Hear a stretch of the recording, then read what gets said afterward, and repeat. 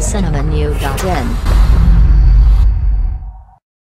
சென்னை மாதாவரத்தை சேர்ந்தவர் ஜார்ஜ். இலங்கை அகதிகள் முகாமில் மனைவி ரஞ்சனாவுடன் வசித்து வந்தார். இவருக்கு சித்ரா என்ற பெண்ணுடன் பழக்கம் ஏற்பட்டது. இருவர்களும் தனியாக வீடு எடுத்து உல்லாசம் அனுபவித்து வந்துள்ளனர்.